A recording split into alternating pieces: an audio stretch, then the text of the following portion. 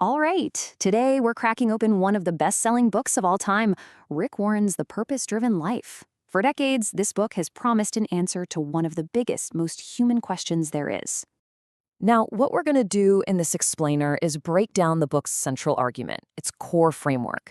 We're just going to walk through the main ideas, lay them out clearly and neutrally, straight from the book itself. And it really all kicks off with the question right there on the cover. You see, the power of this book really starts with that subtitle. It's more than just a title, right? It's that universal question that, let's be honest, hits all of us at some point. That search for meaning, for significance, for purpose. And the book doesn't treat this like some abstract philosophical puzzle, but as a deeply personal journey.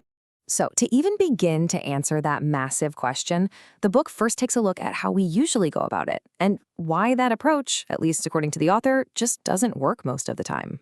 Okay, so here's where it gets really interesting, the whole setup. The author, Rick Warren, basically says that our default setting is to start with ourselves. We ask, what do I want to be? What are my goals? But the book's whole argument is that this self-centered approach is completely flawed. It's a dead end. And this quote just nails that core contrast, doesn't it?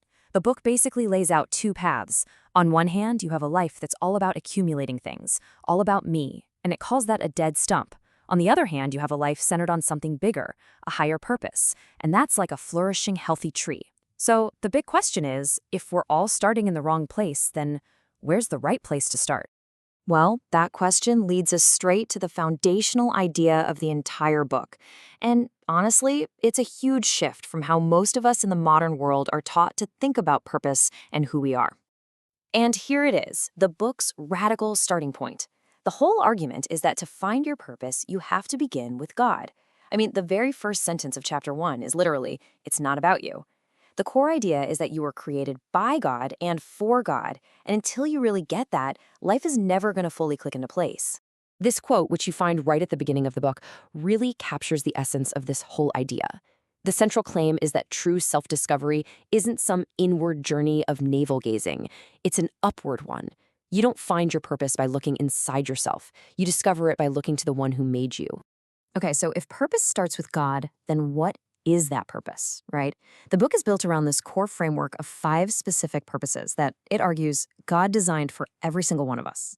So let's break them down. So here they are, the 5 big pillars of the book's framework. And you'll notice there's a real flow here. It all starts with your relationship to God. That's worship, which the book defines as bringing him pleasure. Then, it expands out to your relationship with other believers. That's fellowship. From there, it turns inward to your own personal growth. That's discipleship, the process of becoming more like Christ. And once that foundation is in place, it starts to express itself outwardly, first through ministry, which is all about serving others with your unique gifts, and finally through mission, sharing the message with the rest of the world.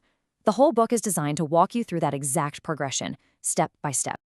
And the core argument here is that living out these 5 purposes is what gives life meaning, stability, and direction. They're like the roots that ground you, letting you flourish no matter what's going on around you. Kind of like that tree we were talking about earlier. All right, so to actually live out these 5 purposes, the book says you have to make a pretty fundamental shift in your perspective, how you see your time here on Earth. It's not just about what you do, it's about how you view your life itself. And this quote really gets to the heart of that mindset shift. The whole perspective of the book is rooted in this idea of eternity. That this life, as important as it feels, is really just a temporary preparation for something permanent. And when you look at it that way, well, it changes everything. This slide does a great job at highlighting the practical differences. So the conventional view says, hey, Earth is my home. The book's view? Nope, life is a temporary assignment. We tend to think what I own is mine. The book argues it's actually a trust, something you're managing for God. And while our culture is often all about framing life as this pursuit of happiness, the book presents it as a test of your character and your faith. So, you take this eternal perspective. You take these 5 purposes. What's the end game? What's the ultimate goal? What does a purpose-driven life actually look like when it's all said and done? Well, the book points to the single sentence from the Bible as maybe the greatest possible thing that could ever be said about someone. It's presented as the ultimate definition of a successful life. It has nothing to do with being famous or wealthy or powerful. It's all about fulfilling God's plan for you right where you are right now.